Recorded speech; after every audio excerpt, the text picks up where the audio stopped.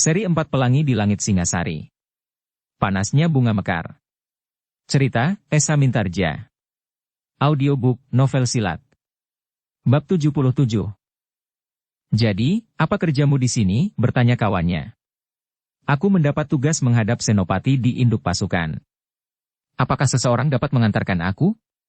Aku membawa pesan dari aku. Tetapi karena aku tidak mengetahui keadaan medan dengan pasti, maka aku telah dengan sangat berhati-hati mencari jalan menuju ke induk pasukan, jawab pengawal itu. Kau sendiri, bertanya yang berada di gardu. Aku bersama dengan 3 orang kawanku. Mungkin ada juga yang sudah, kalian kenal di antara mereka, jawab pengawal itu. Ajak mereka kemari. Aku akan mengantar kalian menghadap senopati di induk pasukan atau orang yang sedang bertugas malam ini jika senopati sedang beristirahat. Pengawal itu pun kemudian menemui aku dan kedua orang pengawal yang lain. Berempat mereka mendekati gardu itu. Karena cahaya obor yang redup, maka tidak seorang pun para pengawal yang menyangka bahwa seorang di antara para pengawal dan yang justru berada di paling belakang dalam bayangan gelap itu adalah aku sendiri. Di antara oleh seorang pengawal, maka mereka telah pergi ke induk pasukan. Ketika mereka memasuki padukuhan yang menjadi induk pertahanan pasukan Kabanaran, maka mereka harus berhenti beberapa kali untuk menjawab beberapa macam pertanyaan. Namun karena mereka diantar oleh seorang pengawal dari pasukan yang berada di perbatasan itu pula, maka mereka tidak banyak mengalami kesulitan untuk pergi ke sebuah rumah yang cukup besar di padukuhan induk pertahanan itu. Ketika seorang pengawal menyampaikan permintaan menghadap dari seorang pengawal yang mendapat pesan dari aku, maka senopati yang bertugas mengatakan bahwa senopati yang memimpin seluruh pasukan itu sedang beristirahat. Pengawal itu mengatakan bahwa pesan itu penting sekali, berkata pengawal yang menyampaikan pesan itu. Sudahlah, suruh orang itu menunggu barang sejenak. Baru saja senopati itu tertidur. Besok tenaganya akan dipergunakan sepenuhnya. Jika pesan itu tidak menyangkut satu tindakan yang harus dilakukan sekarang, katakan, biarlah ia menunggu sampai menjelang fajar. Ia akan bangun dan mengatur pasukan ini seluruhnya, berkata senopati itu. Ketika hal itu disampaikan kepada pengawal yang datang bersama aku, hampir saja pengawal itu memaksa untuk dapat menghadap. Namun akulah yang menggemitnya sambil berdesis, kita akan menunggu. Pengawal itu menarik nafas dalam-dalam. Katanya, baiklah. Kita akan menunggu. Tetapi kami memohon waktu barang sekejap besok sebelum senopati sibuk dengan pasukannya. 3 orang pengawal bersama aku Swelatama itu pun kemudian dipersilahkan untuk beristirahat. Karena mereka berada di medan, maka mereka berada di sembarang tempat. Berempat mereka duduk di bawah sebatang pohon manggis yang besar. Namun ternyata bahwa aku sempat tidur sambil duduk bersandar pohon itu. Pengawalnya menggelengkan kepalanya. Salah seorang berdesis, aku memang seorang prajurit. Para pengawalnya pun kemudian berusaha untuk dapat beristirahat pula. Namun yang seorang telah memisahkan diri dan mengamatinya dari sebatang pohon yang lain, beberapa langkah dari tempat aku tertidur. 2 orang pengawal yang lain pun beristirahat pula barang sekejap, sementara yang memisahkan diri mendapat tugas untuk mengamati keadaan aku. Meskipun mereka berada di antara pasukan sendiri, namun sesuatu memang dapat terjadi. Dalam pada itu, yang seorang itu pun sempat mendapat giliran untuk memejamkan matanya barang sekejap, ketika seorang dari 2 orang kawannya terbangun dan menggantikan kedudukannya. Menjelang fajar, ternyata di padukuhan yang dipergunakan sebagai induk pertahanan itu telah mulai sibuk. Mereka yang menyiapkan perbekalan telah bangun lebih dahulu dari para prajurit yang benar-benar harus menghemat tenaga menghadapi masa pertempuran yang panjang. Seperti yang dikatakan oleh senopati yang bertugas, maka senopati yang memimpin pasukan itu pun telah bangun menjelang fajar. Namun ia pun segera menjadi sibuk mengatur segala persiapan menghadapi pertempuran yang akan sangat melelahkan. Seorang pengawal yang datang bersama aku pun telah berusaha untuk menghadap. Namun agaknya kesibukannya telah membuat pengawal itu kehilangan kesempatan. Senopati itu telah memberikan perintah-perintah, petunjuk-petunjuk dan pesan-pesan kepada senopati-senopati pembantunya. Mereka telah membicarakan gelar yang paling tepat untuk menghadapi lawan dan menunjuk siapakah yang akan menjadi senopati pengapit dalam tugas yang akan menjadi semakin berat. Pengawal yang datang bersama aku itu pun berusaha untuk memohon waktu barang sejenak, Sebagaimana disanggupkan oleh pengawal yang sebelumnya mendapat janji dari Senopati yang bertugas semalam. Senopati sibuk sekali, berkata pengawal yang menghubungi Senopati yang bertugas semalam. Tetapi pesan ini perlu sekali. Kami ingin menghadap barang sekejap. Justru sebelum pasukan ini berangkat ke Medan, berkata pengawal itu. Pengawal itu mengangguk-angguk. Ia mengerti bahwa pesan aku tentu penting sekali. Karena itu, sekali lagi ia berusaha untuk mendapat waktu. Sekali ia berkata kepada Senopati yang bertugas semalam, pesan itu adalah pesan aku. Senopati itu mengangguk-angguk. Sejenak ia menunggu. Ketika ia melihat kesempatan maka ia pun mengatakan kepada Senopati yang memimpin pasukan di perbatasan itu, ada pesan dari aku. Siapakah yang membawa pesan itu? Bertanya Senopati itu. Beberapa orang pengawal. Mereka ingin menyampaikan pesan itu sebelum kita berangkat ke Medan, berkata Senopati yang bertugas semalam. Kapan mereka datang? Bertanya Senopati yang memimpin seluruh pasukan. Semalam. Ketika aku sedang bertugas. Tetapi waktu itu Senopati baru saja tidur untuk beristirahat, sehingga aku memutuskan untuk mempersilahkan mereka menunggu. Bawa mereka kemari, berkata Senopati itu. Seorang pengawal kemudian telah memanggil pengawal yang datang berempat bersama aku. Ketika mereka mendekat mula-mula tidak seorang pun yang menduga bahwa seorang di antara mereka dalam pakaian yang sama itu adalah aku Swelatama sendiri. Namun akhirnya Senopati yang memimpin seluruh pasukan di medan itu mengerutkan keningnya. Bahkan kemudian ia mulai tegang. Aku, tiba-tiba ia berdesis. Para Senopati yang berada di ruang itu terkejut. Mereka mulai memperhatikan keempat orang pengawal yang datang itu. Sebenarnya lah, seorang di antara mereka adalah aku Swelatama sendiri. Dengan tergopoh-gopoh Senopati besar yang memimpin seluruh pasukan itu pun kemudian mempersilahkan aku duduk di antara para Senopati. Bahkan dengan nada dalam ia berkata, kami mohon ampun, bahwa kami telah mengabaikan kedatangan aku di tempat ini. Aku yang tersenyum di antara para Senopati itu menjawab, aku melihat pelaksanaan tugas yang sebaik-baiknya di sini, sementara itu, Senopati yang semalam menolak pengawal yang ingin bertemu dengan Senopati yang memimpin seluruh pasukan itu pun merasa bersalah pula. Tetapi sebelum ia mohon maaf, aku berkata, kau sudah bertindak benar. Senopati yang sedang tidur itu memang memerlukan beristirahat. Jika ia tidak beristirahat sama sekali, maka di hari berikutnya, ia tidak akan dapat mempergunakan tenaganya sebaik-baiknya, justru menghadapi tugas yang sangat berat. Para Senopati itu pun mengangguk-angguk. Namun sementara itu, aku berkata, waktu sudah semakin mendesak. Selesaikan tugas kalian. Sebentar lagi kalian akan turun ke medan. Tetapi apakah ada perintah yang akan aku berikan kepada kami? Bertanya Senopati itu. Tidak. Aku hanya ingin melihat medan, jawab aku, tetapi aku belum akan turun ke dalam gelar. Aku hanya akan menyaksikan. Tetapi sementara itu aku akan memberitahukan bahwa aku telah melakukan sesuatu. Para Senopati itu pun memperhatikannya dengan sungguh-sungguh ketika aku menceritakan dengan singkat apa yang telah dilakukannya di hutan perbatasan di bagian yang lain. Jadi sarang perampok itu sudah dihancurkan, bertanya Senopati di daerah peperangan itu. Ya tetapi ini tidak terlalu penting bagi kalian. Yang penting lakukan tugas kalian sebaik-baiknya.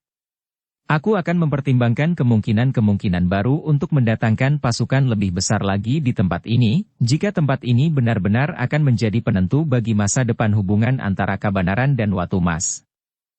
Nampaknya memang demikian aku. Tetapi kita akan melihat setelah hari kedua, jawab Senopati yang memimpin seluruh pasukan Kabanaran. Dalam pada itu, aku pun kemudian memberi kesempatan kepada Senopati itu untuk melaksanakan tugasnya. Karena itu, maka aku itu pun berkata, aku akan beristirahat di tempat ini di rumah ini. Mungkin aku akan pergi ke medan hari ini. Tetapi mungkin esok pagi. Biarlah kalian tidak berpikir tentang aku. Aku akan tetap dalam pakaian pengawal seperti ini. Senopati yang memimpin seluruh pasukan itu pun kemudian mempersilahkan aku beristirahat, meskipun sebenarnya aku hanya bergeser beberapa langkah dan duduk di tempat yang lain dalam ruang itu. Namun dengan demikian maka Senopati yang memimpin seluruh pasukan itu pun melanjutkan tugasnya mengatur pasukannya. Ternyata bahwa pasukan itu masih mendapat kesempatan untuk makan. Mereka dipersilahkan untuk secukupnya. Pertempuran akan berlangsung sehari seperti yang terjadi kemarin. Ketika kemudian saatnya tiba, maka seluruh pasukan pun telah disiapkan. Para senopati segera berada di dalam pasukan masing-masing. Meskipun gelar Sapit Urang di hari pertama nampak kurang menguntungkan, namun pada hari itu, pasukan Kabanaran tetap mempergunakan gelar yang sama. Dalam induk pasukan dalam gelar Supit Urang itu terdapat pula Mahisa Bungalan dan Senopati yang langsung memimpin seluruh pasukan Kabanaran itu. Sejenak sebelum pasukan itu maju ke medan, aku masih sempat menemui Mahisa Bungalan sambil berkata, "Kau dapat membantu kami. Kau dapat memberikan pertimbangan-pertimbangan kepada Senopati yang aku tugaskan memimpin seluruh pasukan ini." Mahisa Bungalan mengangguk sambil tersenyum. Katanya, di hari pertama, Senopati aku itu tidak berbuat kesalahan sama sekali.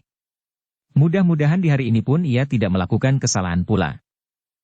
Ketika tiba saatnya pasukan itu maju ke medan, setelah langit menjadi terang, maka terdengar sangkakala berbunyi di induk pasukan. Sejenak kemudian maka pasukan itu pun mulai bergerak.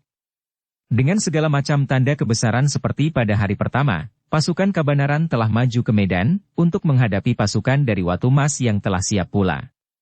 Sebagaimana juga pasukan Kabanaran, maka pasukan Watu Mas pun telah mempergunakan segala macam ciri dan tanda kebesaran pasukan segelar sepapan. Namun keduanya masih belum memperlihatkan panji-panji kebesaran aku dari pakuan masing-masing.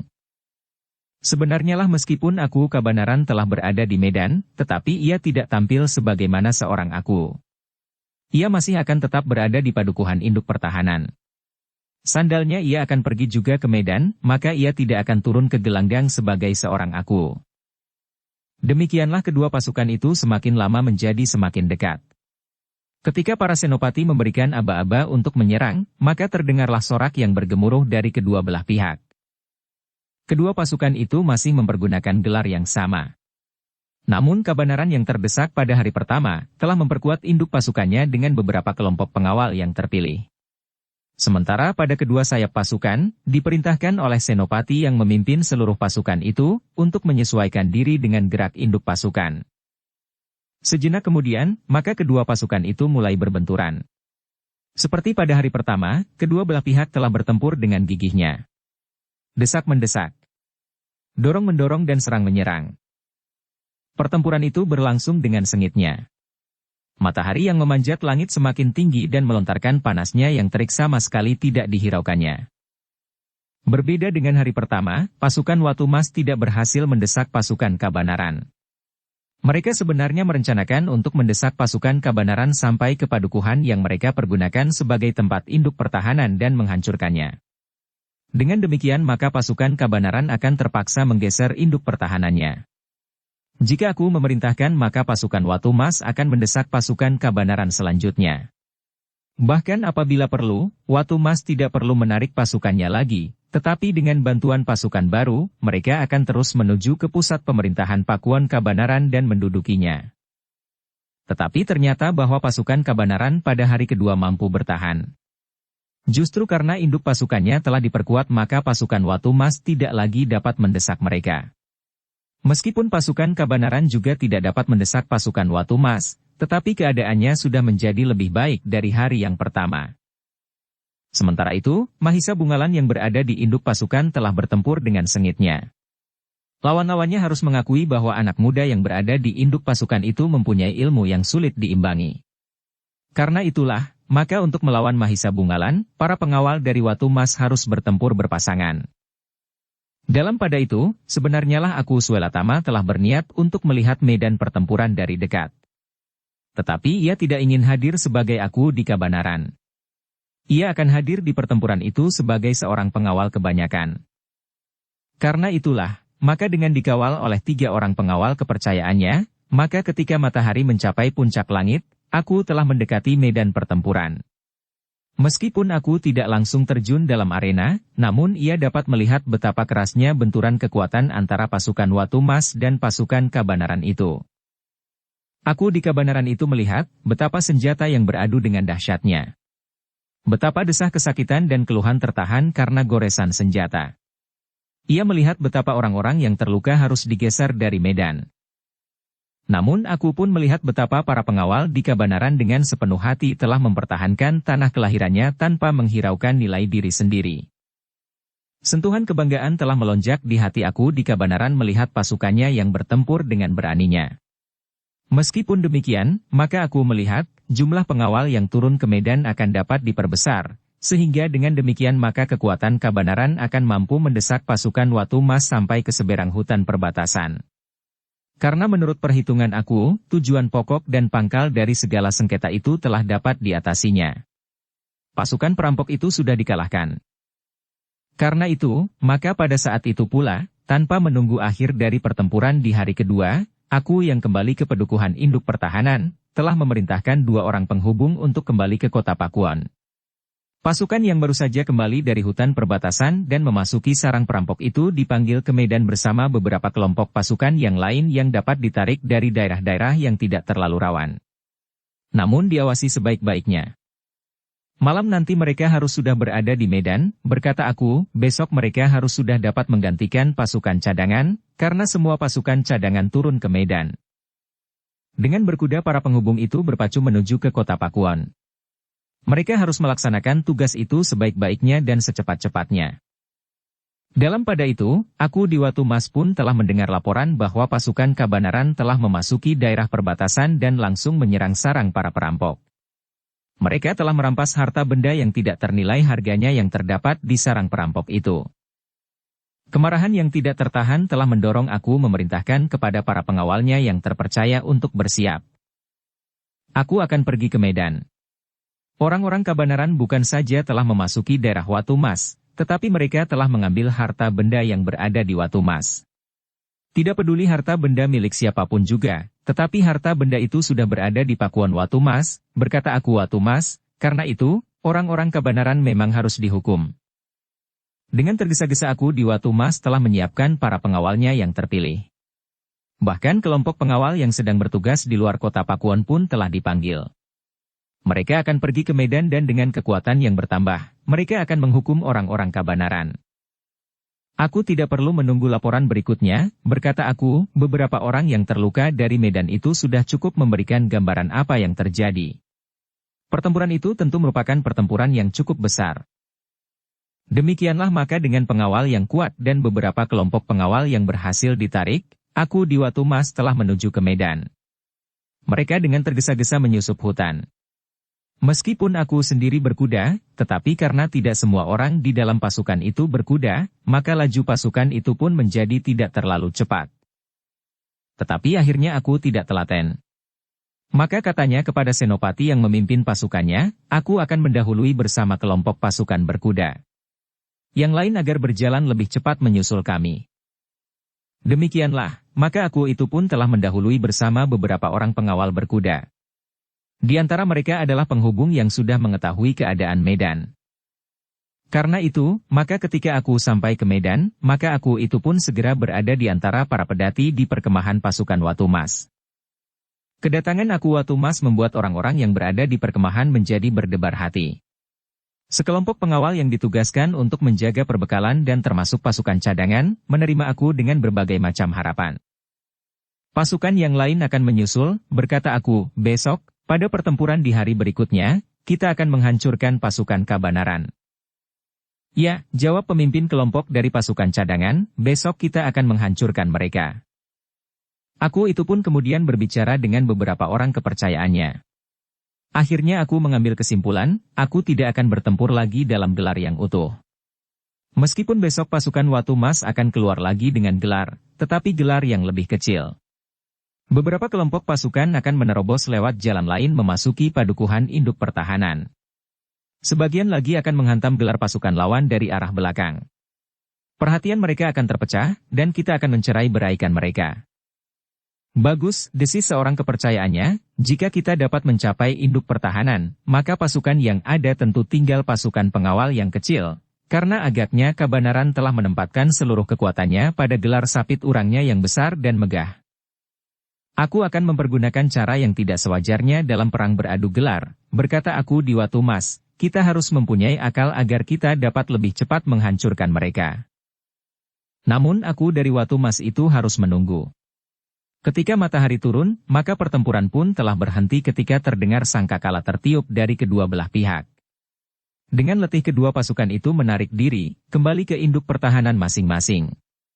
Yang luka pun segera mendapat perawatan, dan yang gugur pun harus dikumpulkan untuk dibawa ke belakang garis perang. Pada saat yang demikian, kedua orang aku itu melihat kerugian yang besar di pihak masing-masing. Seolah-olah berjanji maka kedua aku itu mencari akal, bagaimana mereka dapat mempercepat menyelesaikan dari perang yang tengah berkorban antara dua pakuan yang bertentangan itu. Namun dalam gejolak pertempuran yang membara itu, ternyata Pangeran Indrasunu sempat memperhatikan kehadiran Mahisa Bungalan di medan pertempuran itu. Selagi aku di Kabanaran dan aku di Watu Mas mencari jalan untuk memenangkan perang, maka pengawal Indrasunu telah menganyam sendiri. Ketika ia melihat Mahisa Bungalan berada di medan, maka ia menduga bahwa orang-orang yang pernah berada di Pakuan Kabanaran pada saat Pakuan itu didudukinya berada di medan itu pula. Meskipun demikian, Pangeran Indrasunu masih bertahan berada di medan untuk melihat akhir dari benturan kekuatan antara Kabanaran dan Watu Mas, karena sebenarnya lah dendamnya kepada aku Swelatama menjadi sebesar dendamnya kepada Mahisa Bungalan karena kegagalannya merampas seorang gadis yang bernama Ken Padmi. Dalam pada itu, di induk pertahanan pasukan Kabanaran dan di perkemahan pasukan Watu Mas telah terjadi kesibukan. Para tabib telah bekerja keras sementara orang-orang yang menyiapkan makan dan minuman bagi para prajurit yang sedang beristirahat. Beberapa orang prajurit telah berendam di belik-belik kecil yang terdapat di hutan perbatasan dan di sungai-sungai yang mengalirkan air yang bening dari mata air di bawah pepohonan yang besar dan rimbun. Air yang segar di udara malam yang dingin membuat tubuh mereka menjadi segar. Keringat dan debu yang melekat di tubuh mereka rasa-rasanya telah larut ke dalam air yang menjadi keruh. Noda-noda darah yang kehitam-hitaman pun telah menjadi bersih dari tubuh mereka.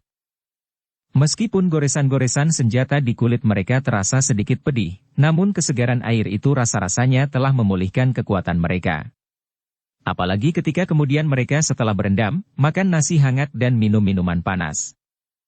Sementara itu, aku Watu Mas telah memanggil para pemimpin pasukannya untuk membicarakan kemungkinan yang akan mereka lakukan di hari kemudian. Seperti yang sudah dikatakan, aku di Watu Mas ingin memecah perhatian pasukan Kabanaran. Karena itu, maka di samping pasukan yang akan maju dalam gelar yang utuh, lengkap dengan tanda-tanda kebesaran seperti biasanya, namun jumlahnya yang menjadi lebih kecil, maka aku telah memerintahkan untuk menyusun pasukan yang akan melingkari gelar lawan dan menghantam lawan dari arah belakang. Bahkan apabila mungkin, sekelompok yang lain akan langsung menuju ke induk pertahanan untuk menghancurkan perbekalan dan menjadikan padukuhan yang menjadi pusat pertahanan itu jadi lautan api. Mereka akan menjadi kecut dan kehilangan gairah perjuangan, berkata aku. Sebenarnya pasukan Kabanaran berhati kecil, berkata Pangeran Indrasunu, ketika aku memasuki kota Pakuan, aku tidak banyak menemui kesulitan. Pangeran memilih saat yang tepat. Saat pasukan Kabanaran sebagian besar berada di kedung serta dan hutan perbatasan. Apalagi kedatangan Pangeran bersama pasukan yang kuat dari beberapa padepokan begitu tiba-tiba seperti banjir yang tidak terbendung, jawab aku di Watu Mas.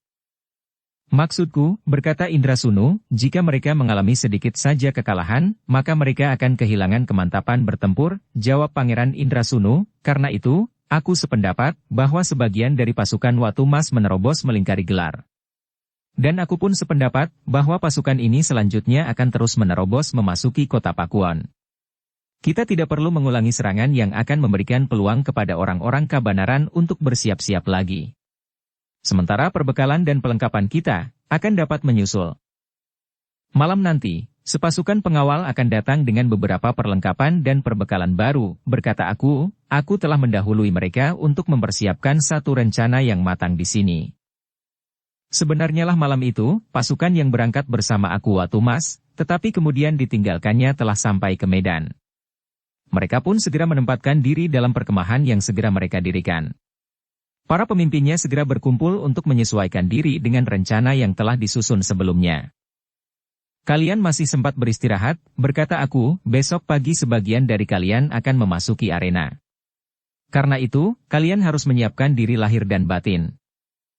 Setelah makan dan minum, maka para pengawal yang datang kemudian itu pun segera beristirahat, karena besok mereka akan turun ke peperangan. Dalam pada itu, di induk pertahanan pengawal dari Kabanaran, aku Suelatama pun sibuk memberikan perintah-perintah. Sebagaimana diharapkan, maka malam itu juga para penghubung telah kembali bersama sepasukan pengawal. Mereka adalah para pengawal yang telah memasuki sarang perampok di hutan perbatasan, sementara yang lain adalah para pengawal yang sempat ditarik dari beberapa tempat di sekitar kota Pakuan. Sedangkan sebagian yang lain adalah para pengawal yang semula berada di Kedung Sertu yang untuk sementara ditempatkan sebagai pengawal kota Pakuan, sementara sebagian yang lain telah mendahului berada di Medan. Tetapi ternyata bahwa aku di Kabanaran telah mengambil satu kebijaksanaan lain dari yang pernah dipikirkannya sebelumnya. Karena pasukan yang datang itu masih belum mendapat kesempatan beristirahat secukupnya, maka sebagian saja dari pasukan cadangan yang di keesokan harinya akan turun ke Medan. Jangan semua pasukan cadangan, berkata aku, sebagian harus tetap berada di induk perbatasan ini, karena pasukan yang datang ini ternyata terlalu lambat, sehingga mereka belum mendapat kesempatan beristirahat secukupnya. Demikianlah, ketika fajar menyingsing, pasukan Kabanaran telah bersikap dengan gelar perangnya. Mereka menurunkan sebagian dari pasukan cadangannya untuk menggantikan para pengawal yang telah gugur dan terluka parah. Sebagaimana hari-hari sebelumnya, maka pasukan Kabanaran berada dalam gelar yang utuh. Dengan tanda-tanda kebesaran pasukan Kabanaran telah siap maju ke Medan. Pasukan Kabanaran itu sama sekali tidak menduga bahwa pasukan Watu Mas telah mengadakan perubahan cara menghadapi pasukan Kabanaran. Meskipun pasukan Watu Mas turun dengan gelar penuh dan tanda-tanda kebesaran seperti biasanya, namun mereka telah menerima perintah-perintah tertentu dari para senopati mereka. Jika pasukan mulai berbenturan, maka sebagian dari mereka akan meninggalkan gelar, melingkari arena dan menyerang langsung ke belakang pertahanan lawan. Pesan senopati yang mengatur peperangan di pihak Kabuyutan Watu Mas, orang-orang Kabanaran akan menjadi bingung, sehingga apabila mereka tidak bersiap-siap menghadapi cara yang kami tempuh, gelar mereka akan koyak pada pangkal sayapnya. Demikianlah, maka pada saatnya, kedua pasukan dalam gelar itu telah maju ke Medan. Meskipun aku di kedua belah pihak sudah berada di induk pertahanan masing-masing, tetapi gelar yang mereka lepaskan masih belum mempergunakan panji-panji kebesaran aku di Pakuan masing-masing. Meskipun pasukan Watu Mas masih tetap mempergunakan gelar Garudang Layang, namun para senopati yang berpengalaman dari pasukan Kabanaran melihat perbedaan pada susunan gelar itu. Mereka melihat sayap gelar Garudang Layang itu terlalu besar dan tidak seimbang dengan induk pasukannya. Mereka akan mematahkan sayap gelar Sapit Urang ini, berkata senopati yang memimpin seluruh pasukan Kabanaran kepada Mahisa Bungalan. Mahisa Bungalan adalah seorang anak muda yang berilmu tinggi. Tetapi ia terbiasa melakukan petualangan secara pribadi. Pengalamannya dalam olah kanuragan lebih banyak ditentukan pada kemampuan seorang, meskipun bukan berarti bahwa ia tidak dapat menyesuaikan diri dengan perang gelar. Namun karena itu, maka pengenalannya atas gelar lawan tidak setajam senopati yang berada di induk pasukan itu. Karena itu, maka kesan yang pertama dilihat oleh Mahisa Bungalan adalah sebagaimana dikatakan oleh senopati itu. Kekuatan gelar lawan justru diletakkan kepada sayap-sayap gelarnya. Senopati yang memimpin pasukan Kabanaran itu pun segera mengirimkan penghubung-penghubungnya kepada para senopati pengapit dan senopati yang memimpin ujung sayap. Penghubung itu menyampaikan kesan yang diberikan oleh senopati tertinggi dari pasukan Kabanaran itu. Dalam pada itu, ternyata para senopati pun melihat kelainan pada gelar lawan. Karena itu, maka senopati pengapit telah melepaskan beberapa kelompok pengawal dari Kabanaran untuk berada di sayap pasukan. Sehingga dengan demikian mereka akan mengimbangi kelainan gelar lawan. Sejenak kemudian, maka kedua pasukan itu pun telah menjadi semakin dekat. Ketika saat benturan terjadi, maka terdengarlah sorak gemuruh dari kedua belah pihak. Seperti hari-hari sebelumnya malah kedua pasukan itu pun segera terlibat dalam satu pertempuran sengit. Masing-masing pihak telah berusaha untuk mendesak lawannya. Pedang beradu pedang, tombak membentur perisai dan bindi pun terayun-ayun di udara. Dalam pada itu, ketika pertempuran itu menjadi semakin sengit, maka mulailah terjadi perubahan pada pasukan Watu Mas. Gelar Garudang Layang itu pun mulai menunjukkan kelainannya. Sebenarnya lah beberapa kelompok pengawal di ujung sayap pasukan Watu Mas mulai bergerak. Mereka seolah-olah telah meninggalkan pasukan mereka, bergeser menebar. Senopati yang berada di sayap gelar pasukan Kabanaran menjadi bimbang menanggapi gerak lawan.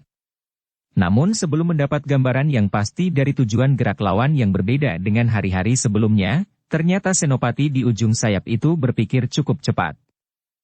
Pergunakan kesempatan, perintahnya, sebelum kita menemukan pola perlawanan yang baru. Pasukan lawan menjadi semakin tipis. Sebenarnya lah pasukan Kabanaran berhasil menekan lawannya yang menebar. Namun kemudian mereka pun memaklumi bahwa beberapa kelompok pasukan Watumas dengan sengaja telah melampaui ujung sayap gelar lawannya langsung melingkar ke belakang garis perang gelar. Sikap gelar lawan itu memang agak membingungkan para senopati di pasukan Kabanaran. Apalagi agaknya jumlah pasukan Watumas menjadi bertambah besar dibanding dari kemungkinan yang dapat mereka lakukan di hari sebelumnya.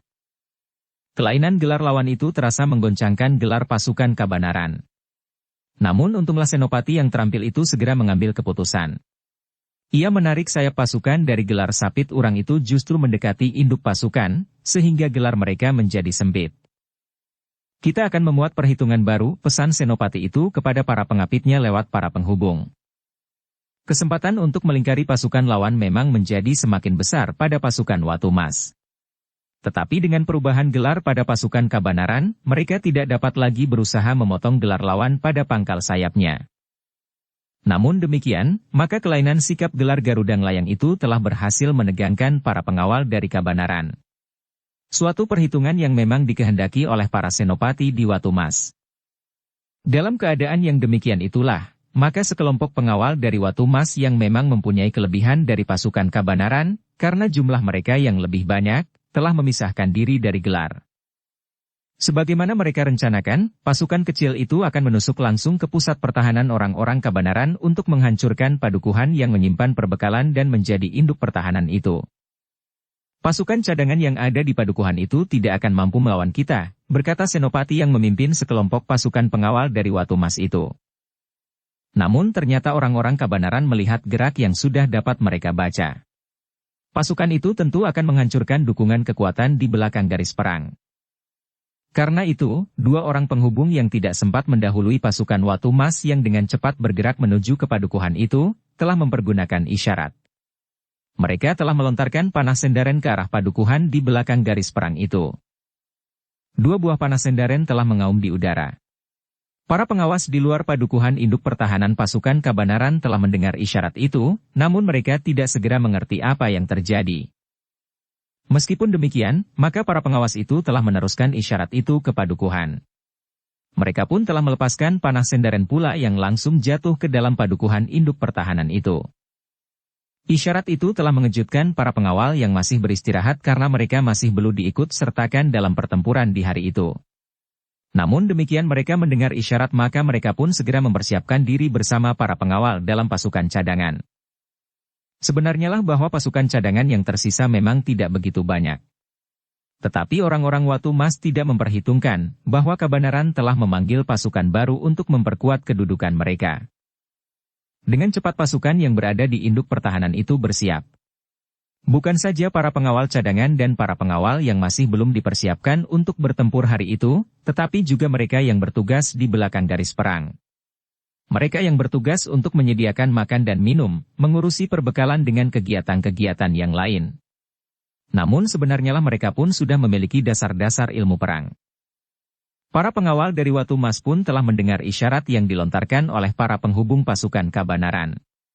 Mereka sama sekali tidak menghiraukan. Bahkan mereka telah mempercepat gerak mereka menuju ke padukuhan induk pertahanan pasukan Kabanaran. Senopati yang memimpin seluruh pasukan Kabanaran yang juga berada di medan itu pun mengetahui gerak pasukan Watumas. Namun ketika para penghubung telah memberikan isyarat, maka Senopati itu menjadi agak tenang, karena ia tahu bahwa di padukuhan itu terdapat Aku Swelatama itu sendiri bersama sepasukan pengawal. Meskipun pasukan pengawal itu menurut rencana masih belum dipersiapkan untuk turun ke medan pada hari itu, namun mereka tentu akan mempertahankan padukuhan itu sebaik-baiknya. Aku Swelatama yang berada di padukuhan itu pun langsung mengatur para pengawalnya. Meskipun ia tidak mempergunakan pertanda kebesaran seorang aku, namun ia telah bertindak sebagai senopati perang untuk mempertahankan padukuhan induk pertahanan yang berisi perlengkapan perang dan perbekalan itu. Ternyata bahwa Aku Swelatama tidak menunggu pasukan lawan memasuki regol padukuhan. Justru pasukan kebenaranlah yang telah bersiap untuk menyongsongnya. Kepada mereka yang bertugas menyiapkan makanan dan minuman aku berpesan, siapkan senjata kalian. Mungkin 1-2 orang akan menerobos memasuki padukuhan ini. Adalah tugas kalian untuk menghalau atau membinasakan mereka. Sementara itu, kepada beberapa orang, aku memerintahkan untuk mengawasi semua lorong yang memasuki padepokan, sedangkan pasukan cadangan Tian pasukan yang baru datang yang seharusnya masih mendapat kesempatan untuk beristirahat, telah dibawanya keluar dari padepokan. Tetapi aku ingin menjebak lawannya. Ia memerintahkan pasukan yang baru datang untuk tetap berada di dalam regol. Mereka harus bersiap untuk bertindak pada saat yang ditentukan. Sementara pasukan cadangan yang kecil akan keluar regol bersama aku Suelatama sendiri. Demikian pasukan Watu Mas mendekati regol padukuhan, maka mereka sudah bersiap untuk menebar. Mereka akan menyerang dan memasuki padukuhan itu tidak lewat pintu gerbang saja. Tetapi beberapa kelompok kecil akan memasuki padukuhan dengan meloncat dinding.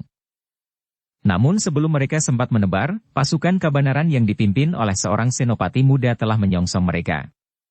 Tidak seorang pun di antara orang-orang Watu Mas yang mengetahui bahwa yang memimpin pasukan kebenaran itu adalah aku Suelatama sendiri. Tetapi menurut pengamatan orang-orang Watu Mas, jumlah pasukan cadangan itu terlalu kecil untuk melawan mereka, sehingga bagi mereka, padukuhan itu pasti akan dapat dihancurkannya. Namun agaknya senopati yang memimpin pasukan cadangan yang kecil itu sama sekali tidak mengenal takut. Bersama pasukannya mereka memencar dalam tebaran yang tidak terlalu luas. Orang-orang kebenaran itu sedang membunuh diri, berkata senopati yang memimpin pasukan Watu Mas itu. Sejenak kemudian, maka kedua pasukan itu pun telah berbenturan. Tetapi sebenarnya lah pasukan cadangan dari kebenaran terlalu sedikit untuk melawan pasukan Watu Mas. Karena itu, maka dalam waktu yang pendek, mereka telah terdesak mundur ke regol padukuhan. Hancurkan mereka, perintah senopati dari Watu Mas. Lalu, atau desak mereka memasuki padukuhan yang akan kita jadikan karang abang. Padukuhan itu harus kita musnahkan dengan segala isinya. Jangan beri kesempatan mereka menyelamatkan perbekalan mereka. Aku Suelatama yang memimpin pasukannya justru menarik diri dengan cepat. Sementara itu, pasukan lawan yang merasa pasti akan berhasil telah mendesak secepat orang-orang kebenaran mengundurkan diri. Dengan perlawanan yang kurang berarti, pasukan kebenaran segera berusaha memasuki regol. Agaknya mereka ingin bersembunyi dan bertempur di antara dinding-dinding halaman di dalam padukuhan itu. Tetapi ternyata bahwa orang-orang Watu Mas tidak telaten mendesak lawan mereka melalui regol padukuhan. Mereka yang tidak sempat melawan orang-orang kebenaran dengan langsung karena medan yang sempit, tiba-tiba saja telah berusaha untuk meloncati dinding. Mereka menganggap bahwa di dalam dinding padukuhan mereka akan dapat langsung bertempur melawan orang-orang kebenaran yang mengundurkan diri. Jika mereka segera berhasil membinasakan mereka, maka tugas mereka menghancurkan perbekalan akan segera dapat mereka lakukan. Tetapi yang terjadi sungguh-sungguh di luar perhitungan mereka.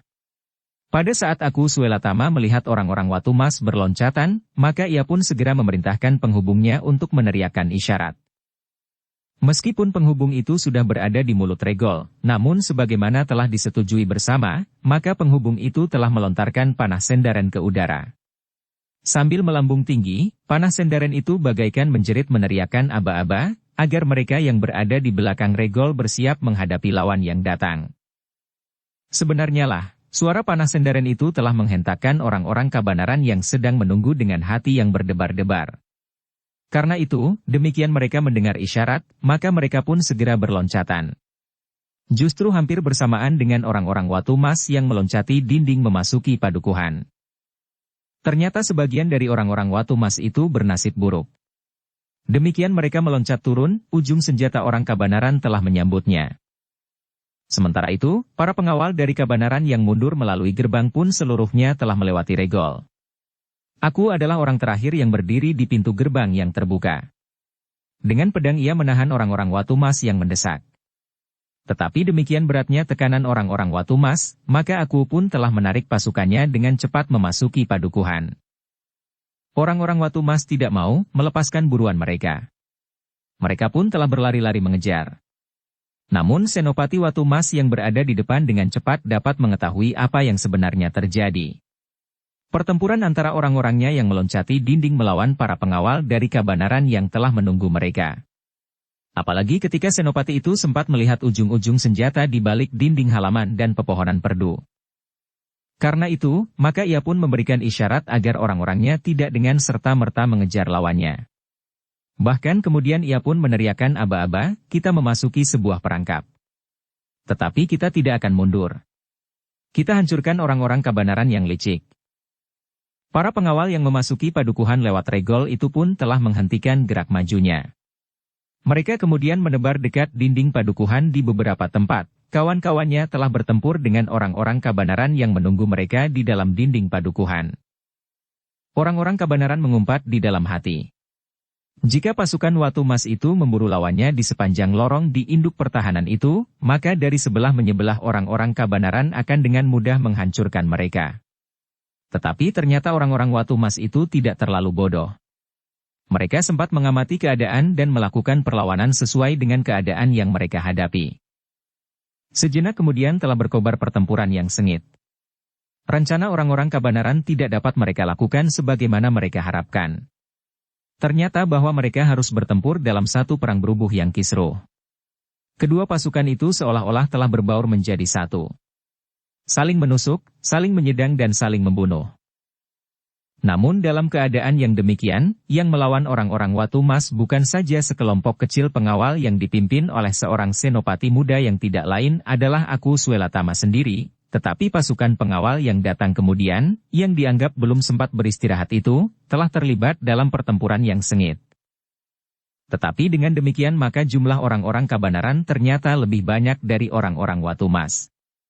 Karena itu, maka sejenak kemudian, orang-orang Watu Mas segera merasa bahwa mereka telah salah langkah. Tetapi orang-orang Watu Mas tidak berputus asa. Mereka telah bertempur dengan segenap kemampuan yang ada. Bahkan Senopati yang memimpin sekelompok pengawal dari Watu Mas itu telah mengambil satu langkah yang ternyata mempunyai pengaruh yang besar.